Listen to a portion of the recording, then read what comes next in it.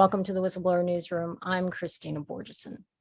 Today, you will hear firsthand how the American government argued to take away from its citizens a powerful right many of them don't even know they possess. That right, given to American citizens by law and via the First Amendment, is the right to report major crimes and evidence of those crimes to a special grand jury made up of regular citizens to review and investigate for possible prosecution. To exercise this right, a citizen or citizens must submit a petition reporting the crimes to the government via the U.S. Attorney's Office, who then by law has to give that petition to a special grand jury made up of fellow citizens to review. At a U.S. Court of Appeals hearing held on January 21, 2022, a lawyer representing the U.S. Attorney's Office argued before a panel of 3 judges that his office did not have to deliver citizens' petitions reporting crimes to a grand jury for review. Why would he do that when the law and First Amendment say otherwise? Was it because the government doesn't want a special grand jury of citizens reviewing the petition for which the hearing was being held, a petition that details evidence of explosives having been pre-planted in the World Trade Center buildings to go off on 9/11, a petition that goes against the official government narrative? Attorney Nick Harrison, litigation director for the Lawyers Committee for 9/11 Inquiry, who oversaw the drafting of the petition, is here today to explain how the case landed in the Court of Appeals and to walk you through the hearing. He is joined by another Lawyers Committee attorney, Charlotte Dennett. Full disclosure, I am on the Lawyers Committee board and work with both attorneys on the committee's mandate to promote transparency and accountability regarding 9/11 events. Welcome, both of you. Thank you. Good to be Hi here. there. So let's start, Mick, with a brief backgrounder on how you got to this court hearing. It started with a petition to the U.S. Attorney in the Southern District of New York and to the Special Grand Jury in New York. It was a detailed scientific legal document. It summarized a great deal of evidence about the use of explosives at the World Trade Center on 9/11 that led to the destruction, complete destruction of 3 buildings, World Trade Center 1, 2, and 7, which unfortunately led to a great loss of life on 9/11. And the point of the petition was to ask for an investigation and for the federal grand jury to use its own judgment as to what this evidence meant, how it should be further investigated, whether there should be indictments, and whether there should be a public report of possible government misconduct regarding those crimes. It seemed like a simple request. We just wanted our petition delivered to the special grand jury. Now, how that led to the recent oral argument in the second highest court in this country was that the U.S. Attorney refused to deliver the petition to the special grand jury. Why? The reason given to us was that the federal rules of criminal procedure has a secrecy requirement regarding grand jury proceedings, which the U.S. Attorney interpreted to prevent them from telling even us, basically the complaining witness, whether our complaint was delivered to the grand jury or not. That makes no sense. I agree with you. We explained that to the U.S. Attorney. We basically said that all we want to know, we don't want to know whether you're calling witnesses or what they're saying or what exhibits you're looking at or whether you're investigating or not. We just want to know, was our petition delivered? So then what happened? We briefed the issues on the government's motion to dismiss. The government's opinion in the case was that we did not have standing, legal eligibility. Charlotte, do you know what standing is, what the legal eligibility is? It's just whether you have the right to present this case. What is that right based on? You need, as a plaintiff, to show, in order to have standing, that you have a legally cognizable injury in fact. And that can be from losing money. It could be from being injured. In our view, it could be from losing a family member. It could be, as in Michael O'Kelly, Chief O'Kelly's situation, in my view, from being exposed to toxic substances which harmed your health at the Trade Center.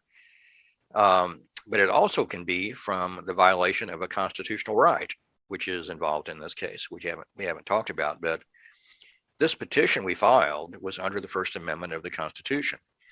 Every citizen has a right to petition any government entity under the First Amendment.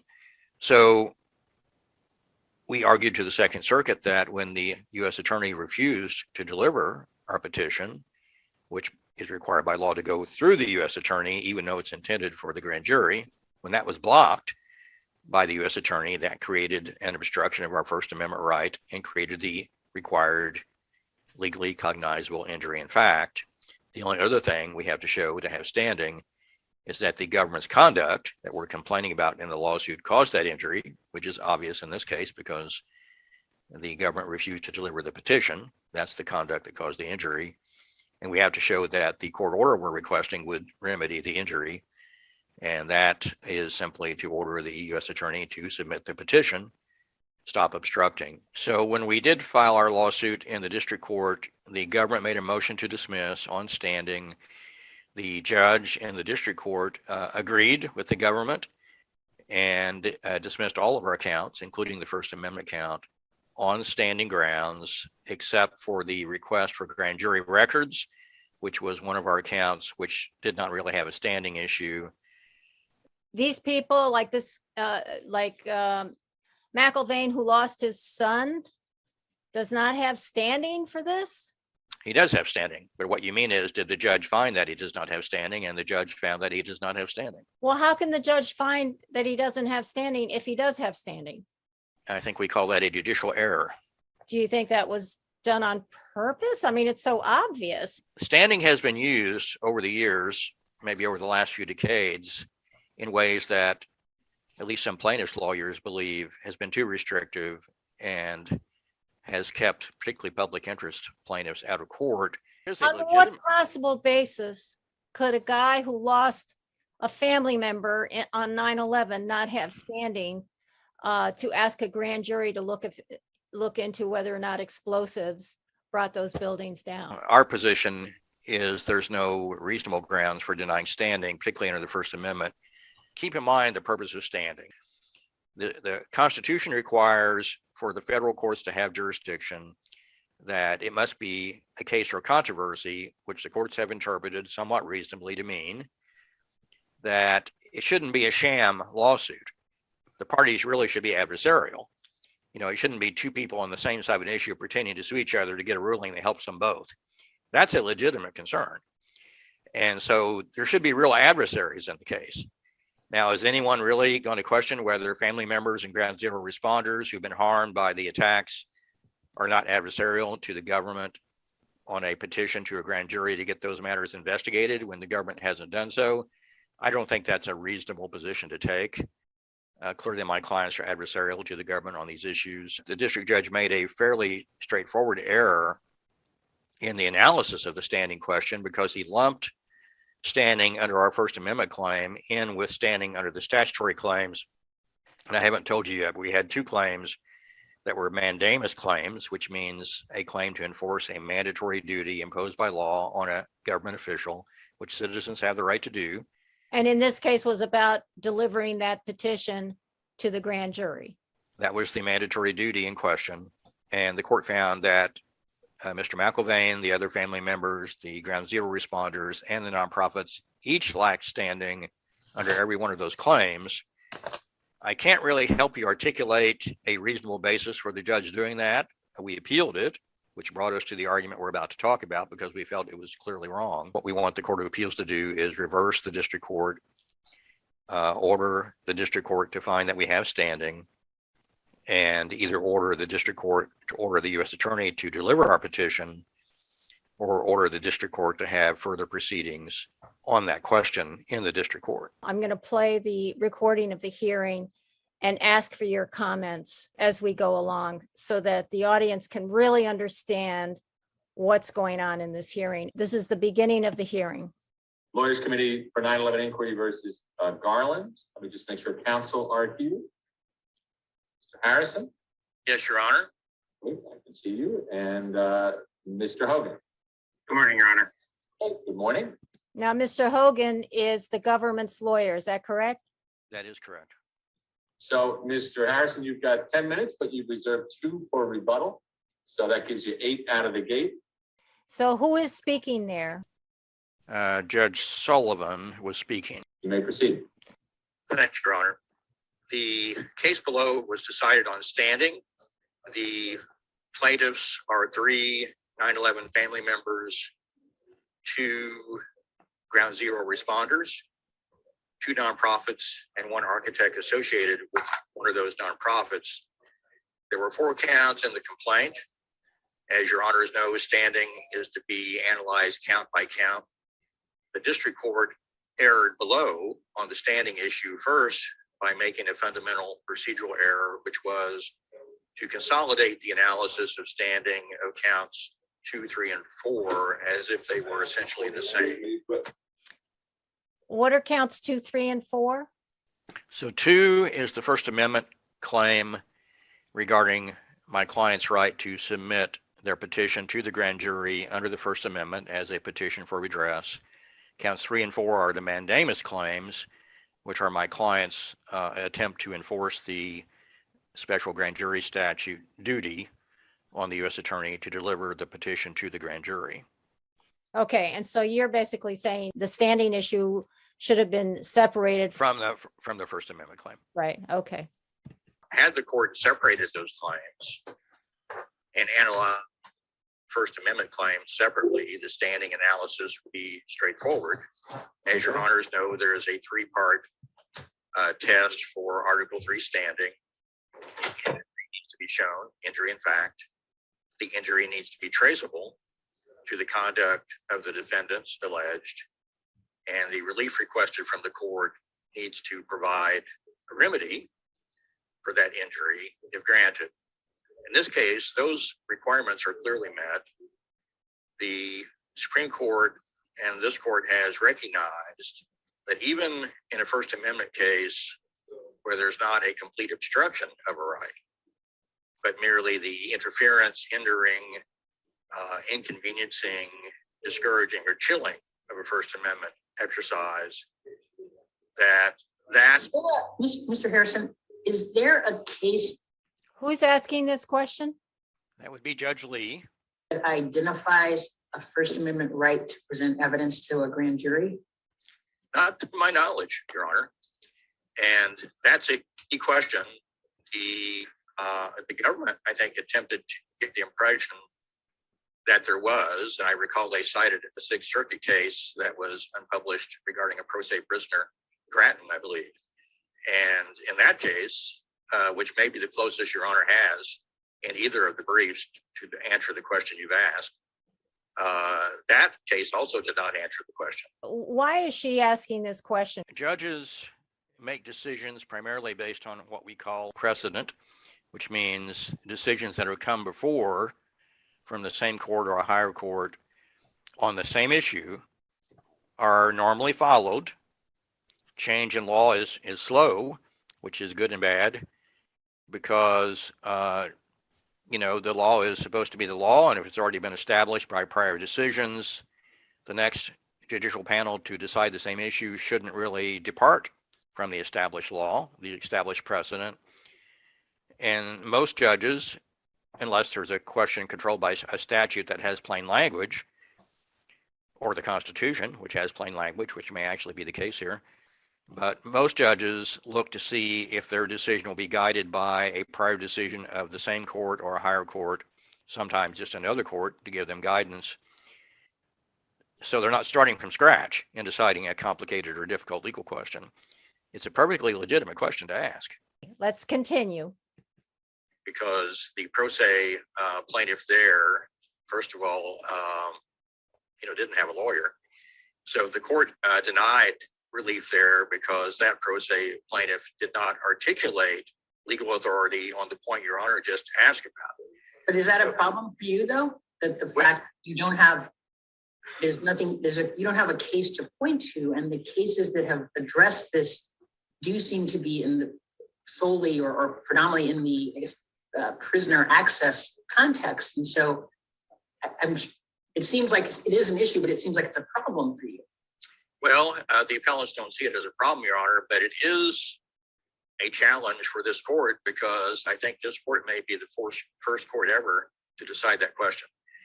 And the reason that I don't believe as counsel that it's a problem for appellants is that the Supreme Court precedent is clear, not on grand jury petitions specifically, but on First Amendment petitions to redress generally and in many other contexts, that First Amendment right to petition applies to all branches and all components of the federal government.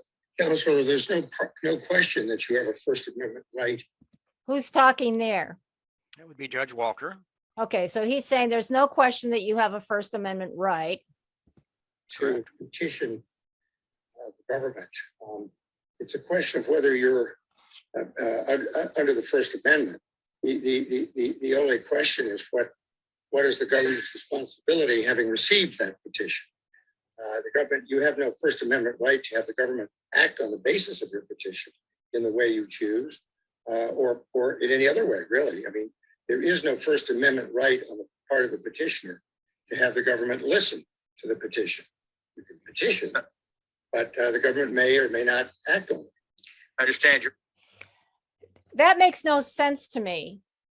Because if you have a right to petition, what's the point of having that right if that petition, if on the other side, the government isn't mandated or required to review it?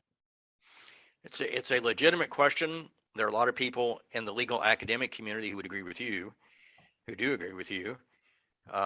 There's actually a dissenting opinion in a Court of Appeals decision from the DC Circuit where a judge very eloquently, I thought, expressed the problem that you just articulated. And what the judge said was, you know, we, the DC Circuit, our hands are tied by our boss, the U.S. Supreme Court. He didn't say it like I'm saying it. He said it a bit more formally. But he said there is a developing consensus in the legal academic community, and he cited a bunch of law reviews and treatises and so forth, that there is an obligation on the part of the government to listen and answer when a petition is submitted by a citizen under the First Amendment. And I don't think it's unfair to say that the judge went on to say, you know, the next time the Supreme Court has to address that issue, they may well side with the developing academic legal consensus that there is an obligation on the government to listen and respond to a petition. But he said, at the moment, we, the DC Circuit, are bound by the existing decision from our boss, the Supreme Court, which says there is a right to petition, but no obligation to respond on the part of the government. Now, before you ask your next question, let me point out something that may have been missed by listeners to the argument. Judge Walker, when he asked his question, interestingly and correctly, said, there's no doubt there's a right to petition. The question is, after the petition is received, is there an obligation to respond? Now, what the judge may not have realized in asking the question, but I'm pretty sure realized by the time the argument was over, this case is about simply delivery and receipt, not about listening and responding.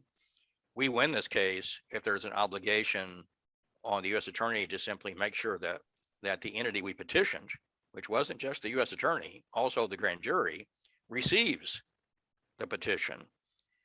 We weren't complaining about the U.S. attorney not responding to our petition. We weren't even complaining about the grand jury not responding.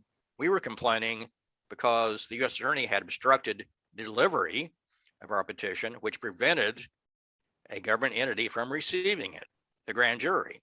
I think Judge Walker in his question implied the correct statement of the law that allows us to win this case, which is there is a right to have your petition received by the government entity to which it was intended. It seems ridiculous that you create a situation where a petition can be submitted, but then you have to go through to a second step to have it reviewed. What's the point of going through the exercise of coming up with a petition if it's not going to be reviewed? The short answer is the Supreme Court, the highest court in this country, has stated what the developing consensus of legal academics is saying is wrong, that there is no duty on the government to respond to a petition. There is a right of a citizen to submit one, which implies, as Judge Walker said correctly, the obligation of the government to receive it, not to read it or respond to it, but to receive it. Now, our case is about receipt. You're talking about a bigger problem, and I'm happy to talk about it, but it isn't our case, because our goal in this case is to get the evidence in the hands of the grand jury and let the grand jury decide what they want to do. 18 to 23 regular citizens looking at all this scientific evidence of demolition at the trade center that killed so many people. Are we concerned that the grand jury is going to decide to thumb their nose at the petition and not even read it? The answer is no. I haven't lost a single night's sleep over that. When they get that petition and see what it is, they're going to read it. The goal here is to get it in their hands. For the government, the grand jury, certainly of citizens who, lived the trauma of 9/11, that every citizen in the United States did, they could very well be hostile to the government's, wish that your petition not be considered by a grand jury. The grand jury is independent, constitutionally independent of all other branches of government. The U.S. attorney has treated it over the years improperly as if somehow it's an entity captured by the U.S. attorney to do the U.S. attorney's bidding only. That's not what the Constitution says, and that's not why the grand jury was created. The grand jury was created to exercise its own independent judgment of whether there's probable cause to believe a crime was committed, and also to prevent the government from unjustly prosecuting someone for political purposes. It's the shield and the sword function of the grand jury. These are constitutional duties imposed, by the Constitution that the U.S. attorney has no authority to change. And I think that's why the U.S. attorney doesn't want the grand jury to see the petition, because once it does, it's the grand jury's decision, not the U.S. attorney's, what to do about that evidence. It's weird because this evidence implicates the government in a lie to the American people about what happened on 9/11, and yet the government is deciding whether you can give this evidence to a grand jury of citizens. There's like an inherent conflict of interest there. The law dictates what the U.S. attorney is supposed to do to resolve that problem. It wasn't even a problem before the Constitution because citizens communicated directly with grand juries and for some time after. But the Congress, in its wisdom, decided to make it a crime for citizens to submit in writing communications to a grand jury. I think Congress knew it was creating a constitutional problem when it did that. So it created this other statute that we've been talking about, at least implicitly, the special grand jury statute, which makes it a duty on the U.S. attorney to solve that problem, which is when a citizen does report a crime, which now has to go through the U.S. attorney has to deliver it. Otherwise, you got a blocking of communication to a separate government entity, which isn't allowed under the Constitution. Yeah, but the U.S. attorney is more likely to want to protect the government than, I hate to say this, protect the government than serve citizens if they have conflicting interests, right? Well, if you add the last part, if there's conflicting interest, but let me remind everyone listening, including government attorneys who might be watching this, that there is a statute that imposes a special obligation on government lawyers beyond what the rest of us have. We have a certain duties as lawyers to represent our clients zealously within the bounds of the ethics rules.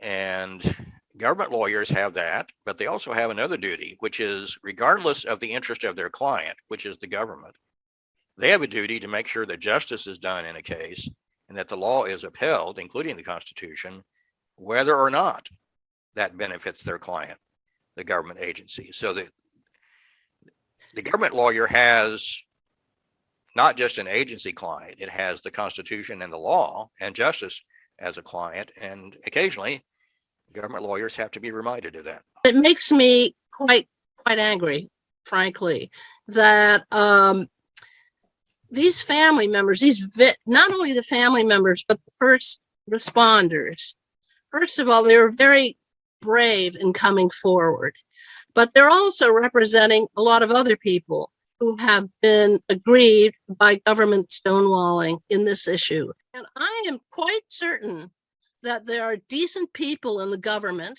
that would like to see justice for them. in this country, there's an underlying belief in democracy. And I think this case is a beautiful example of brave people trying to petition their government, finding the legal basis. The First Amendment, I mean, the right to petition your government and hope that you're going to get some kind of response. And then these mandamus arguments, which impose a duty. Now, how is the government going to get around it? If the roadblocks are tied to judicial or legal malfeasance, that for which there's no redress, that's the problem. I think that. Well, hang on.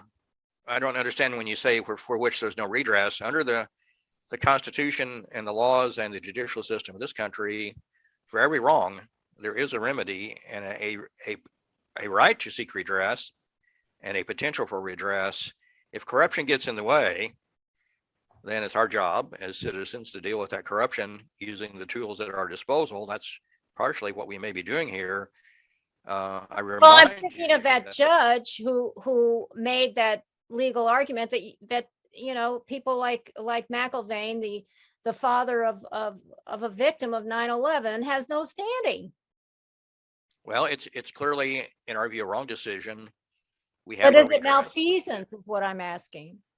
I don't know enough to know whether the judge had legitimate legal academic reasons for stating his decision the way he did. It seems clearly wrong for the reasons we've articulated. We do have a remedy, which we're pursuing on appeal, which is the argument you're playing.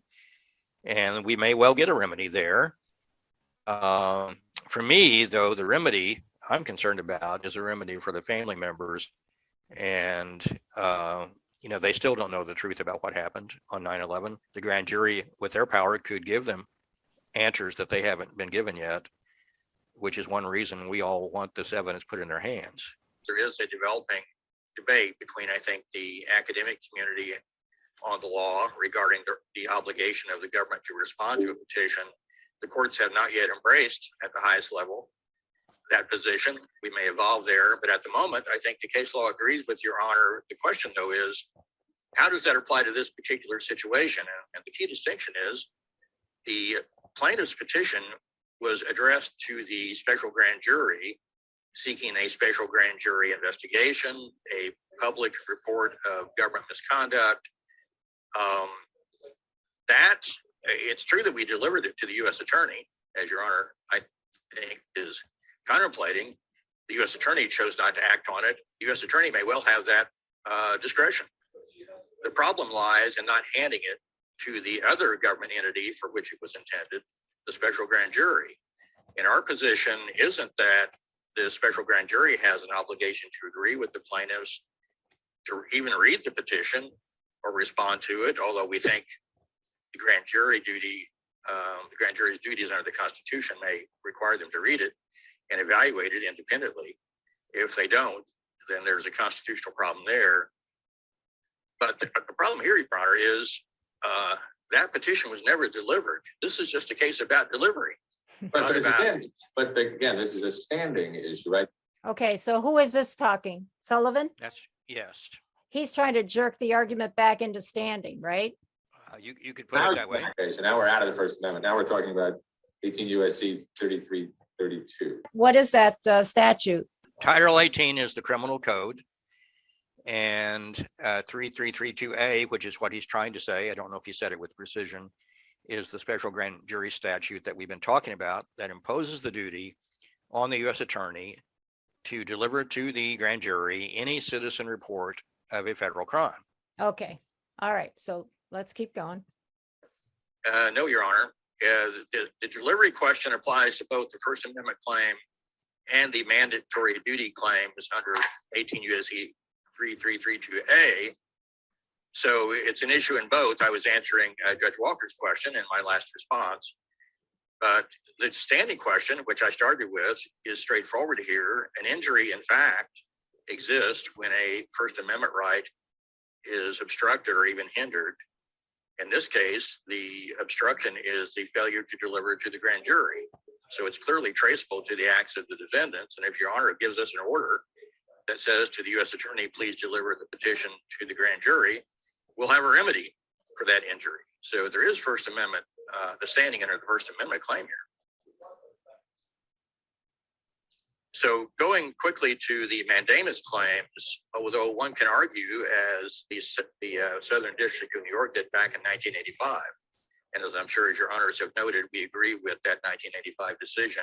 The problem with the 1985 decision is that even if, first of all, it's a Southern District case. What is the 1985 decision?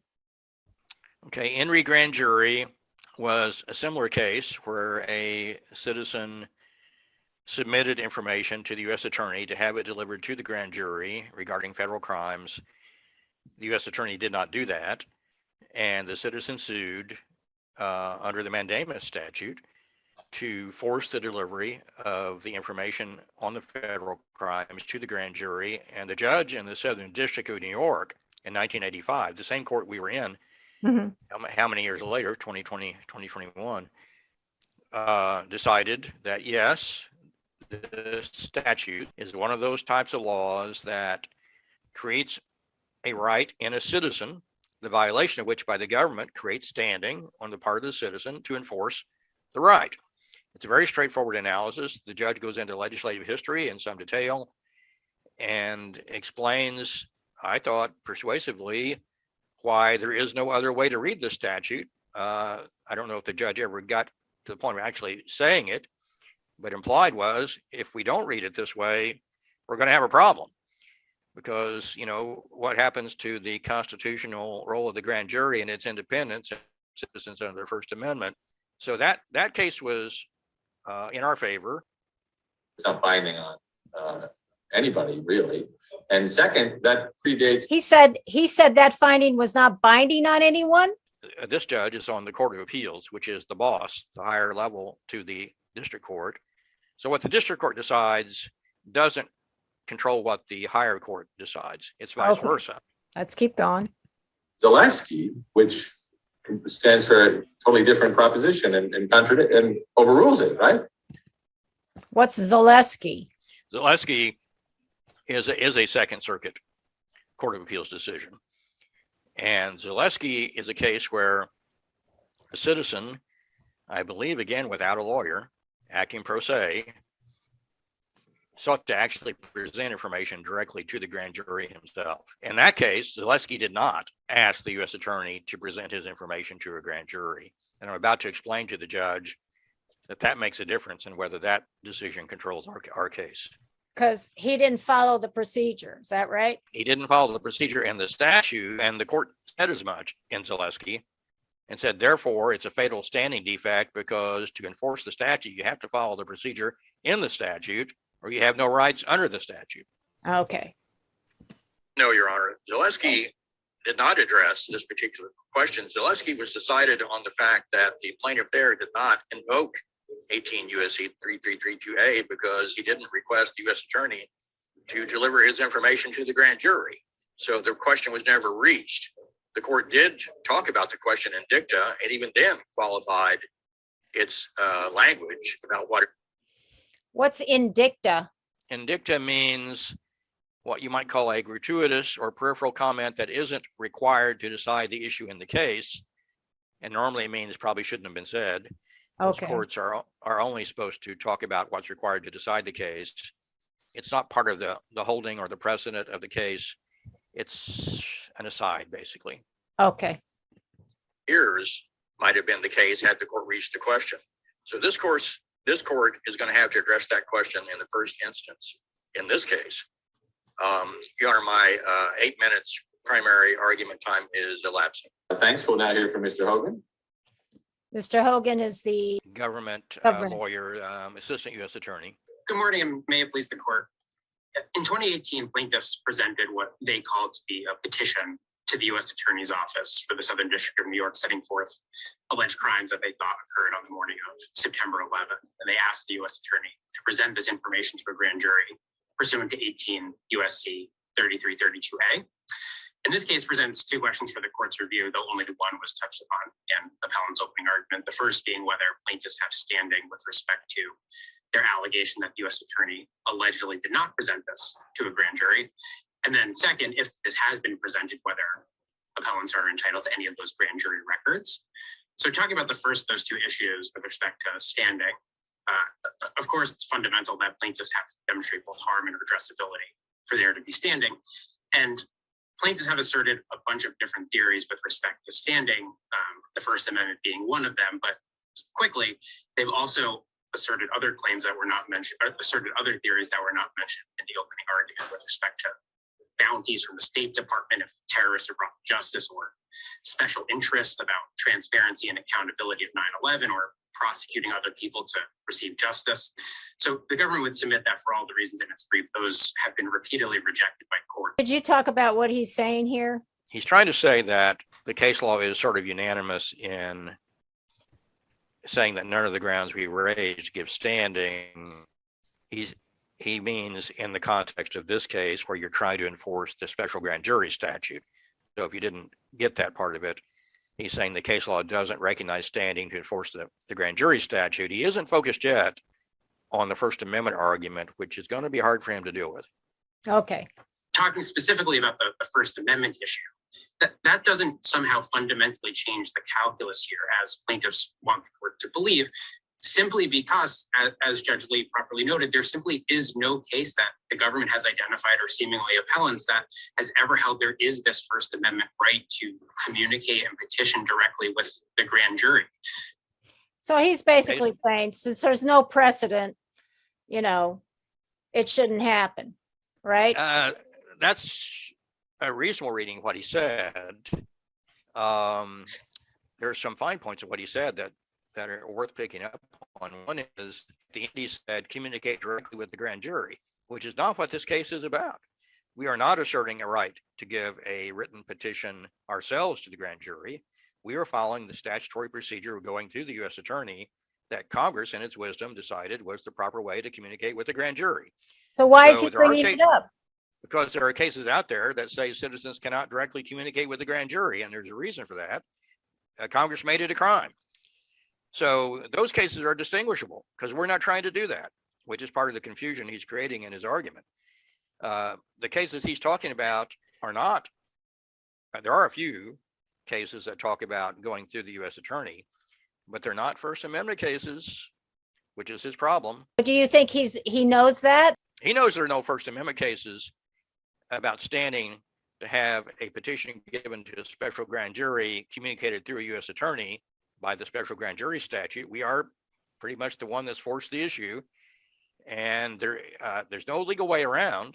Why is he bringing up these other cases where it is criminal and not in? Well, in law school, they teach you, particularly for plaintiffs lawyers. I went to a public interest focused law school. They say, when you deal with your opponents and defendants lawyers, the law may be on their side to some extent. They'll argue the law. The facts may be on their side to some extent. They'll argue the facts. But in situations where neither the law or the facts are on their side, expect them to stand up and just pound the table. And pound the table means to do a distraction, say something that's not relevant, say something that's not, maybe something that's emotional. And here, what the table pounding is talking about cases that don't apply to this case. Wow. Okay, let's keep going. Judge Cabranes held as much when he was a district judge in Ray New Haven grand jury. The Third Circuit has said so in Baranowski. The DDC has said so. He's still talking about cases that are not applicable. Let me just give you an example. He's talking about an 11th Circuit case. I believe he's citing to Morales. It had to do with a Cuban Air Force incident where they shot down 2 civilian planes, killing people. And one of the plaintiffs in the case lost his brother, I believe, in that incident. His brother was killed. And the 11th Circuit, in my view, to their discredit, found that the man who lost his brother did not have standing to sue. Oh, wow. On what basis, though? Their basis for it on that particular point was that even though he lost his brother, he had no more of an interest than any member of the public to seek a prosecution, a criminal prosecution, that's sort of a general interest of everybody to see that the criminal laws are enforced. And they did note that, and that was one of the ways the case is distinguishable from ours. And you have to think about this. Some of these cases, and this is one, the plaintiff's purpose is to get a prosecution of a particular individual or individuals. And that's why they petition, to get a prosecution, and then name the person they believe is guilty. A lot of folks don't realize we didn't do that in our petition. There's no name, there's not a single name in our petition about who we accuse. We're leaving that to the grand jury to investigate. Our petition is, here's the evidence that a crime was committed. It's never been investigated. You, the grand jury, should investigate it and determine if someone should be prosecuted. So our purpose is not to prosecute any particular person. That's why our case is distinguishable from this case that the government's lawyer is citing to. Yeah, but even in this case that he's citing about the Cuban guy who lost his brother, I don't understand why his brother wouldn't have standing to go after whoever killed. Well, that makes two of us, and that's not about, that's not what our case is being decided on, but it may be an underlying issue. I mean, why wouldn't family members have standing? It may be analogous to this case where it's probably what the government wants to say.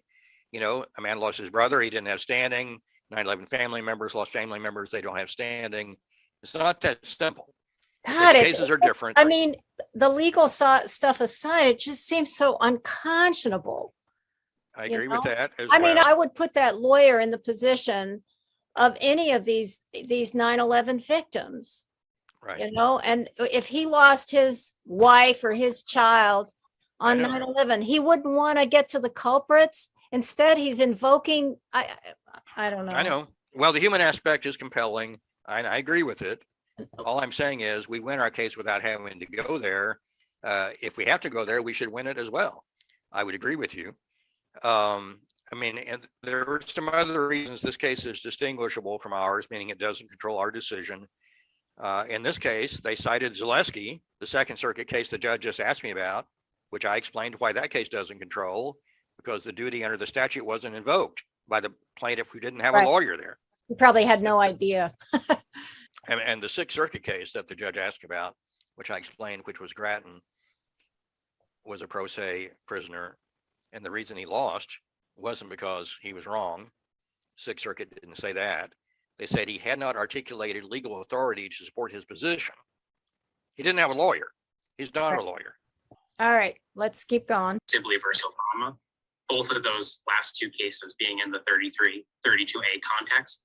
The Sixth Circuit's its own Grattan. So, and all of this, Your Honors, and I guess I would also know, Your Honors, in a related context, this circuit has held that a defendant doesn't have the right to personally appear before a grand jury that is investigating it. And that's if Stop there. Second Circuit. Okay, Yeah. that's beside the point. This case isn't about a request to personally appear. It's about delivering a written petition by way of the U.S. Attorney. So why mention it? It's a confusion tactic. So all of this leads one to believe that there is no First Amendment right there. And without that right, Is that I don't know, that sounds to me like a giant leap of logic here.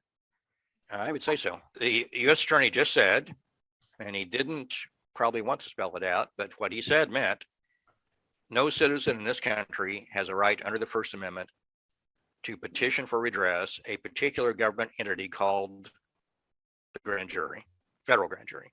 That's what he just said in shorthand. And those cases don't say, none of the cases he cited say that. They're not First Amendment cases. And do you think the judges know that? There's this underlying concern on the part of the federal government that once you acknowledge these rights, it's going to open the floodgates. We can deal with that later, but that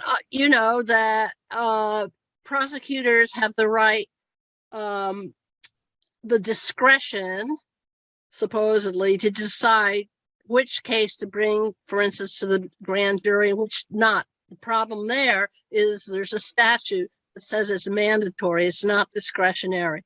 But nonetheless, this is working, I think, in the back of their minds. Like, oh my God, if we grant this, the floodgates are open and all sorts of people are going to come forward to seek redress. And there's got to be some. I mean, 9/11 alone. I'm not for 9/11 alone. Can you imagine the hordes that would come? Well, I don't agree with that. There's an answer to that. There's an answer. Go ahead.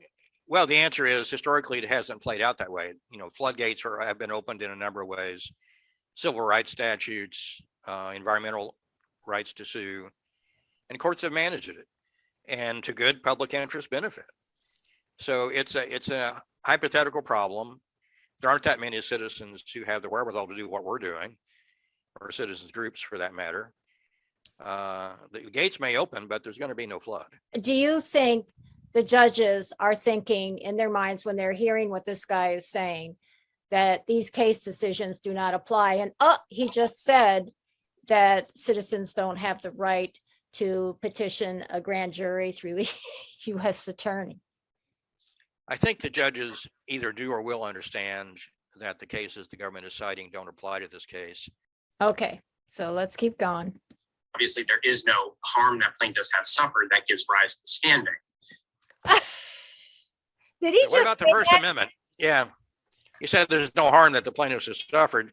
So first you got the First Amendment right, which has been totally blocked, which the case law is very clear on. Even if you discourage a First Amendment exercise, you have standing. This is a complete obstruction. So that statement is just off the wall for that reason alone. And then you got the reason that all of us are concerned about underlying this, which is what about the family members who Yeah. lost their loved ones? Okay, keep going. And all of these cases, so concluding, is for good reason. As Judge Cabranes noted in this New Haven case when he was a district judge, to allow a member of the public to directly communicate with the grand jury would it open it up. So he's talking about the New Haven case again, and he's talking about to allow a member of the public to directly, I emphasize the word directly, communicate with the grand jury, which we have not requested. I mean, I think we invited the U.S. attorney to invite us to talk to the grand jury, or we invited the grand jury to invite us, but that's not what this case is about. It's just about delivery. He has repeated that twice. Because the case law helps him on that. The case law helps him on that one. It just isn't this case. Okay, let's keep going.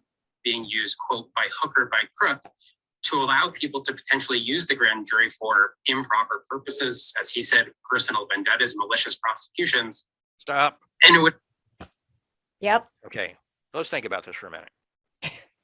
Here's the government concerned that citizens will cause malicious prosecutions. Even though there can be no let's think about this now. The law, for better or worse at the moment, and the U.S. attorney knows this better than anybody, is that you're not going to get a prosecution unless the U.S. attorney signs an indictment and proceeds to prosecute it.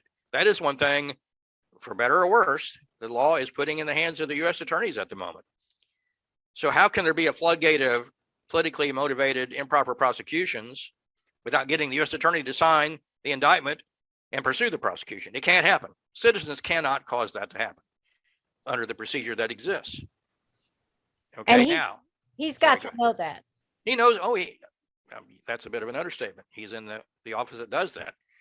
So the reason we have a grand jury, even before the Constitution, and the reason the framers and founders put it in the Constitution was to prevent political prosecutions by the government, not to prevent improper political influence by citizens.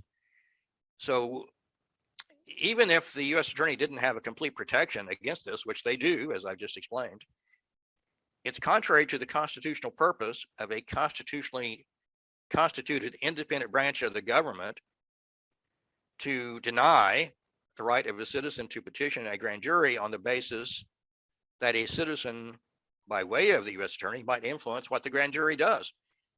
The grand jury has a different purpose: to prevent the government from unjustly prosecuting.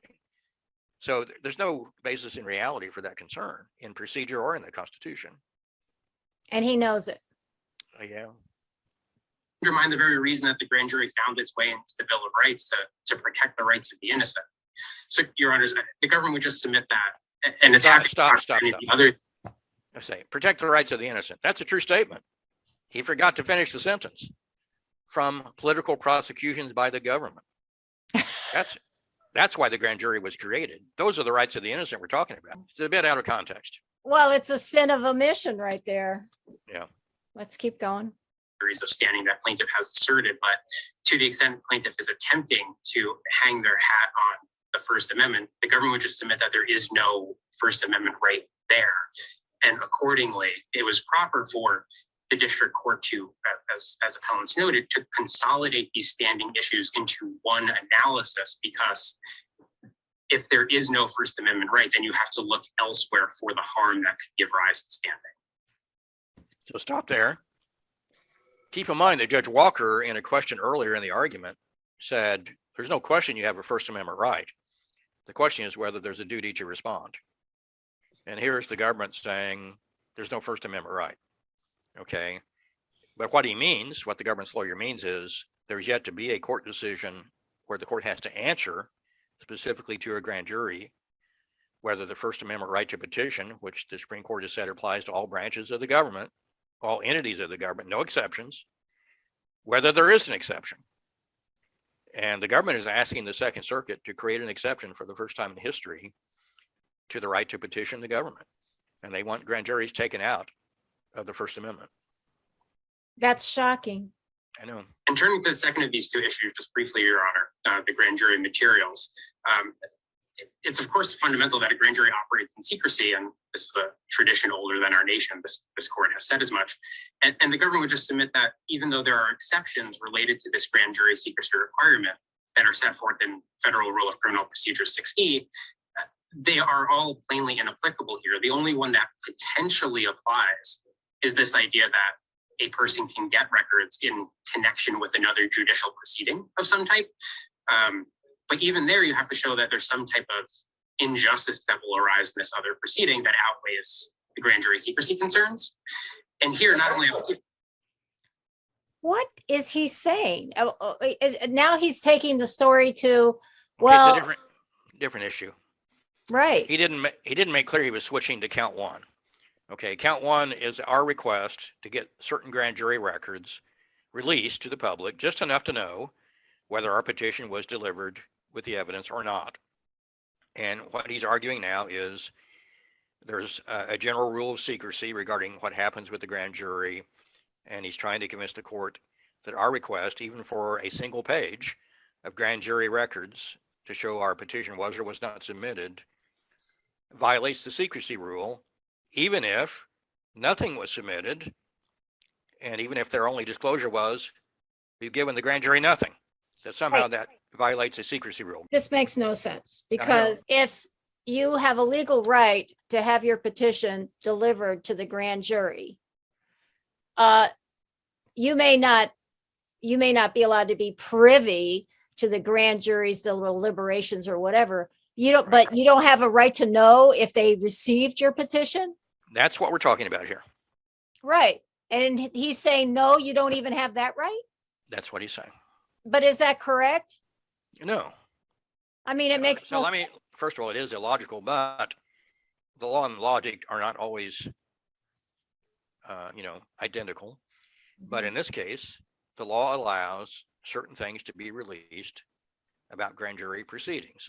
We haven't asked to know whether the grand jury is investigating, who they're calling as witnesses, what exhibits they've looked at, other than whether our petition and our exhibits were simply handed to them.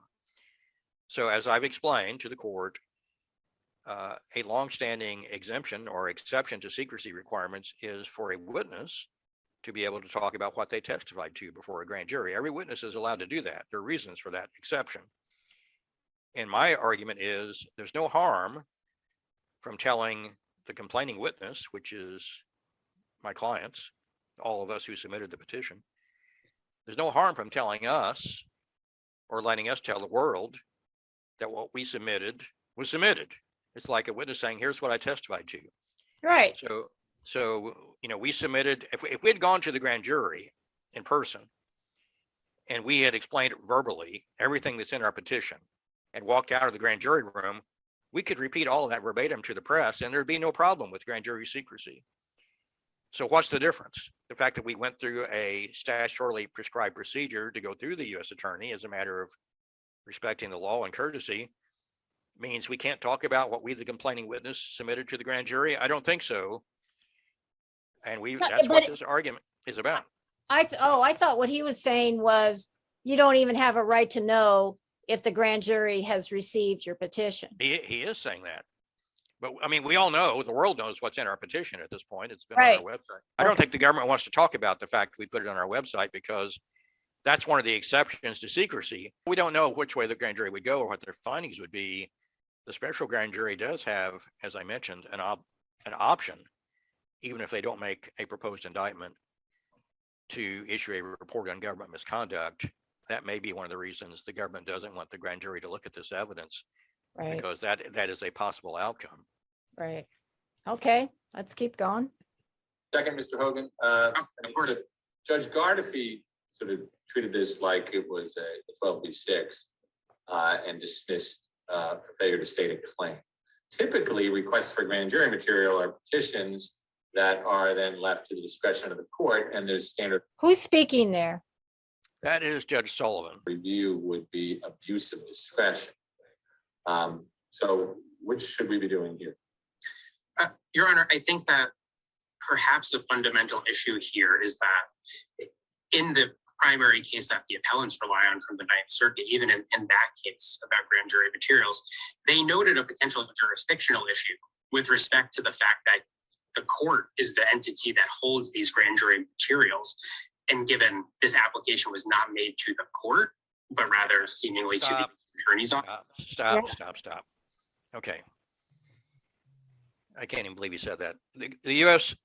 attorney just said that there's a jurisdictional problem, meaning the court wouldn't even have the power to entertain our request for grand jury records because we made our request for grand jury records to the U.S. attorney and not to the court. That is, completely wrong. Our petition to the U.S. attorney wasn't about releasing grand jury records. It was about giving our petition of evidence to the grand jury. When we sued in federal court, we added a count 1, that requested the court to give us grand jury records, not the U.S. attorney. What he just said there is black and white, completely wrong. Okay, let's proceed.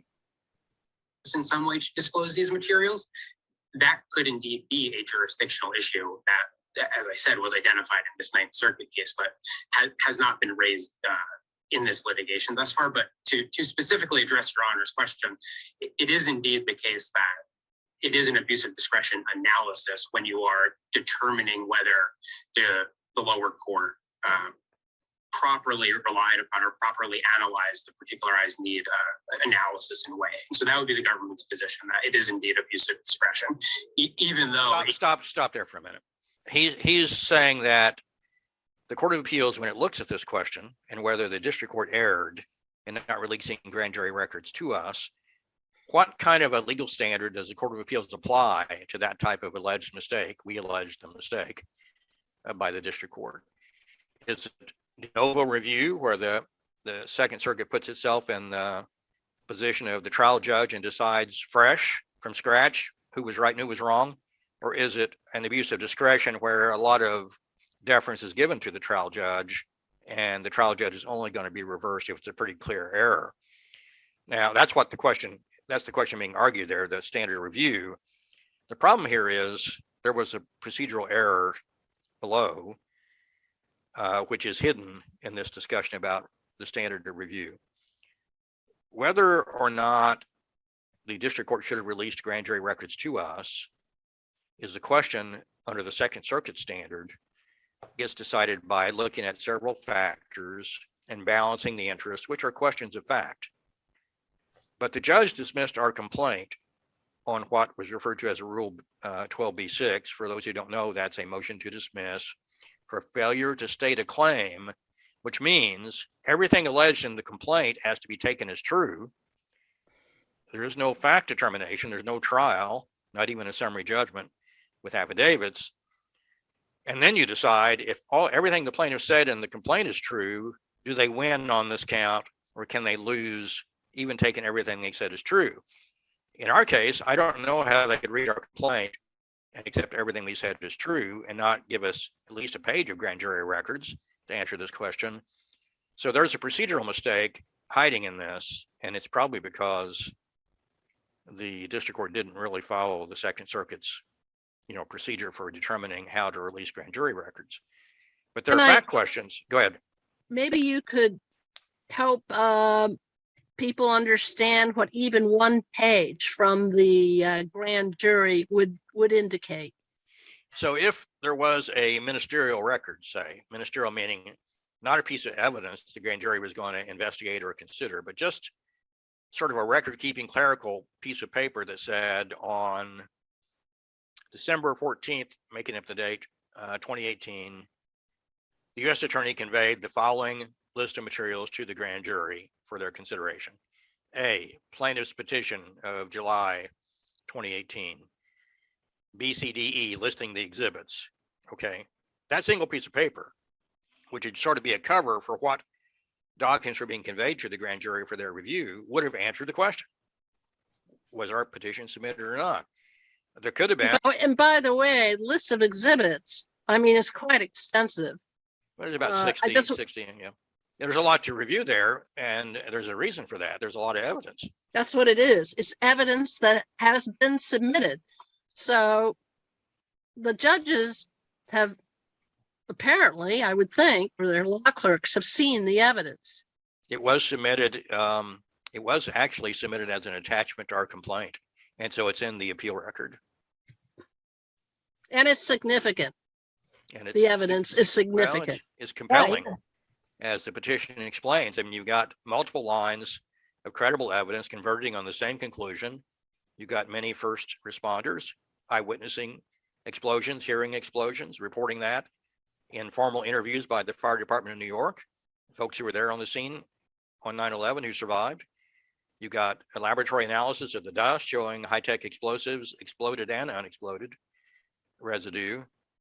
You got government observations of extreme temperatures that can't be explained by jet fuel or building fires, but can be explained by high-tech explosives and incendiaries. We could go down the list. The evidence is, as we say in the law, dispositive, meaning there is no really other explanation for that evidence. It's not just like it gives a lot of leads for an investigation. If a grand jury really digested that, they would know that a crime was committed. They would then start investigating who did it. Okay, let's keep going. So, Your Honors, the government's ultimate point here is simply that without any other type of judicial proceeding where these records are needed to outweigh the secrecy concerns that are so fundamental to the grand jury, plaintiffs aren't entitled to these records. He's saying receiving proof that of the grand jury receiving your petition is covered by the secrecy covering grand jury petitions deliberations. So you can't even have that.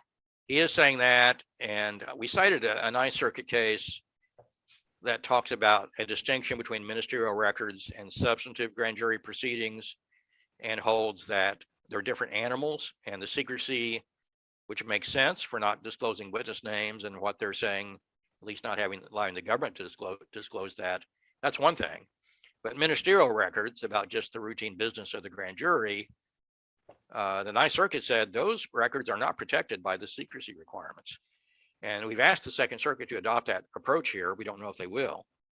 Okay. And unless the court has other questions, the government is happy to press on its papers going further. And thank you very much for your time. All right, seeing no further questions, we'll hear again from Mr. Harrison for 2 minutes of rebuttal. Yes, thank you, Your Honor. The first point is that the government's concerned about improper influence by citizens to a grand jury really wasn't the intent of the Constitution in creating the grand jury as an independent government entity. The goal is for the grand jury to serve as a protection against the prosecutors, to protect against a politically motivated prosecution, an unjust prosecution. The grand jury cannot serve that constitutional function if it never sees the evidence. If Your Honor gives the U.S. Attorney what it wants in this case, it will be able to decide to essentially withhold inculpatory evidence from a political ally. Inculpatory evidence. Yeah, I didn't say that grammatically correct. Inculpatory means incriminating evidence. When I said from an ally, I meant regarding an ally. So that was a word error on my part. Okay, that It doesn't want prosecuted, and withhold exculpatory evidence from a political adversary. exculpatory meaning Showing innocence. Let's talk about that, because I mean, Yes, sir. the case law is pretty clear that a defendant, the target of a grand jury investigation, doesn't have the right to come in and provide his side of the story, right? that's Judge Sullivan, correct? Correct.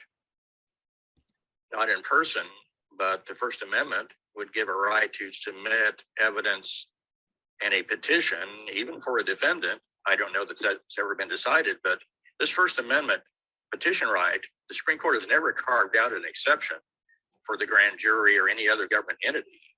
The Constitution creates the grand jury as a government entity, and the Supreme Court decisions say all government entities may be petitioned.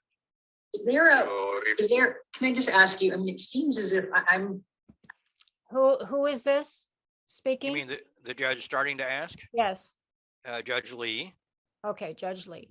I don't understand what sort of limiting principle there would be with your argument. Is it the case then that every organization or every individual who has an interest in a particular topic is if they present something, they're entitled to have the government present that to a grand jury? Like, what are the bounds of this right, the way that you're putting it forward? If I So could just say, there's an example of opening the floodgates, you see, that they're concerned about. I think will have to be developed by case law and maybe by the U.S. Attorney and pragmatically managing the task. I doubt if the floodgate is going to open like the government may be concerned. If citizens are allowed to communicate, before there was a constitution, citizens did communicate with grand juries. You know, Right, but so if this is I'm sorry, just let me, if I can just, yes, this is a constitutional right. And so if you're saying that this right means that there is this ability to petition, to have these petitions, have evidence brought by individual citizens or organizations to the grand jury, yes. I don't think that it would be appropriate just for, practical reasons to place limits on that. What's something that we can look to as, here's how we limit, here are the limits of this right? Well, the courts have regulated the access to the courts component of the First Amendment in terms of being able to dismiss frivolous lawsuits, having certain preliminary reviews for prisoners' actions, dismissal on standing certainly comes to mind. It's not. Just as a note, the judge has asked me, can you give the court any guidance on how they would manage this floodgate opening problem? And I was saying, look, it's already been done in other contexts. Okay. And one of those other contexts is the right to access the courts, which means lawsuits. And the courts have come up with a number of ways of managing the burden of lawsuits, which is typically the right to access the courts under the First Amendment. So it's become manageable, whether all those, what would be the word, managing rules to limit the floodgates for lawsuits are appropriate is a whole other question for another day. Right. Some of them probably are. Some of them may have gone too far. I'm sure that they would not consider a case regarding the loss of lives of 3,000 people from the collapse of the towers as frivolous. Right. And I mean, I can't reiterate enough that what happened on 9/11 has to be one of the most consequential events in modern American history. So I think that this should be taken into consideration. And Mick has said, I'm sure there are ways of determining what comes in and what doesn't. This case Wouldn't be screened out. Okay, so let's hear Mick's final words here. Impossible task. One of the cases the government cited, TransUnion, which is a very recent Supreme Court case of last year, points out that there may be an inconvenience and a burden in some cases from the exercise of constitutional rights, but if an inconvenience to the government comes up against protecting the right, the inconvenience has to give way and the right has to be honored. And that's our position here. It is a pretty much a new question, Your Honor, for each of Your Honors to struggle with and decide. I wish you the best of luck with that. I think it's an important public interest question. But I So I have one more question. Who is that, Walker? yes, Judge Okay. Walker. Traditionally, the grand jury has been seen as really an arm of the court, the district court. The district court impanels the grand jury. The district court resolves any legal questions that arise during grand jury proceedings. The results of any grand jury proceedings, whether it's a report or an indictment, are presented to the district court. It seems to me that I was surprised you decided to proceed by petitioning the government or sending the petition to the government to go to the grand jury, as opposed to just going into court and asking for relief that way. It's a fascinating question, Your Honor. That option exists under exactly the same statute that we use to appeal to the U.S. Attorney. The difference is, as I read the statute, and I'd be happy to be corrected by Your Honor, there is a mandatory duty imposed by Congress on the U.S. Attorney to relay reports of crimes by citizens to the grand jury. I did not notice language in that statute or anywhere else that imposes a mandatory duty on the district court to relay evidence to a grand jury. I believe that's within the district court's discretion. And at the moment, that is the reason we did not go down that path. So that is the end of the, So you left out the two most important words.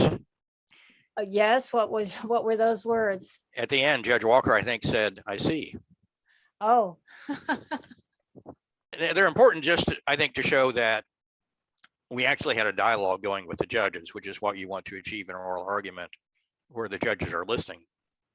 They're asking good questions and are listening to your answers. That's the best you can hope for, I think, in an oral argument. And I think these judges did ask good questions. And my impression is they were listening. this is an issue of great gravity, whether citizens have a right to have a government body, which a grand jury is, hear their reports of crimes. Right. That's huge. That's huge. And people don't even know that these proceedings are going on, that this is actually on the line right now through this case. Yes, I share your concern on that. Part of the responsibility for that sort of low profile, I think, is the responsibility of the national media, which has not given proper attention to this, not only this issue, but this lawsuit in particular, and they should have, for the reasons you're articulating. I want to come back once again to who are the plaintiffs. We can't forget that. And the media ignoring it bothers me intensely. In fact, there has been this effort to paint anybody who raises questions, including the family members, as conspiracy theorists. You know, these are people, there's a whole book that was recently written about what they went through. It's called Unanswered Questions. It's been recently published. And you go through the incredible obstruction of their questions. And we need to remind people that when you lose somebody in a terrible incident such as this, as one person said, not knowing is worse than knowing. It lives with them for the rest of their lives, not knowing. And what they need is closure. And they have sought closure in so many different ways. They've petitioned the government. They asked for a commission. The commission was very flawed. That's clear. And so now they're going to the courts. And then you have very professional people, architects and engineers, who have risked their professions and maybe not their lives, but they've come forward and they say there's serious problems with the official explanation, and yet they're branded and as conspiracy theorists, and they're debunked. And now we have lawyers coming forward, and the architects and engineers are grateful for the fact that now we've got lawyers that are taking the evidence that they found to a court, and a significant court, now in the second most influential court in the country. So I would say it would behoove the media to pay more attention to this case, and we'll see how it comes out. When is this decision going to come down? Well, typically it's a few months. It can be a year or more. In the rare case, it can be 2 years. There is no deadline set by law. It could be next week. Do you have any final comments? Well, I think if the national media would give the court the detailed attention that you've given it, Christina, the world would be a better place and the public interest would be served. The public would be better informed. And so I encourage members of the media out there who are still thinking of themselves as investigative reporters to take a deep look at this case and report it to the public and the underlying evidence in the petition, which the media, national media, really hasn't done yet. Which it hasn't done, even though some of its reporters at the time of the incident said things, witness reports that support the allegations of a controlled explosion. Controlled demolition. Yeah. There's a lot of news reports that there's evidence of that. So that makes it kind of awkward, doesn't it? They did report it in the moment as their actual observations and impressions, and then it became somehow an issue they weren't allowed to touch after that, which is a concern. As you know, Christina, as you know, I have a rule of thumb because I'm both an investigative journalist and an attorney, but with my investigative journalist hat on, my rule of thumb is whenever there's a catastrophe, stay glued to the TV for the first 24 hours, because that's when the witness reports. That's when the witnesses are interviewed by the media and they say things. And yeah, witnesses can get things wrong, but if you have enough witnesses with corroborating evidence, then you should take that very seriously. And in fact, that is part of the evidence in this case, that they heard the explosions. There's plenty of evidence on that. And even the press reporting on it, even Dan Rather reporting on it. I think that if there are major court decisions that open the door to getting more definitive evidence from the government side, I think attention will be paid. You know, the press can turn on a dime. It could turn on a dime. Something can happen, and next thing you know, it's okay to talk about who did what, you know, the truth about what happened on 9/11. I mean, maybe I'm dreaming in color right now, but one can always be hopeful. Well, if they can do it about the January 6th incident, why can't they do it about this? Well, they could. They could. Hope springs eternal. Yeah. Thank you so much for coming on, both of you. Yeah. Thank you, Thank Christina. you. Appreciate your questions.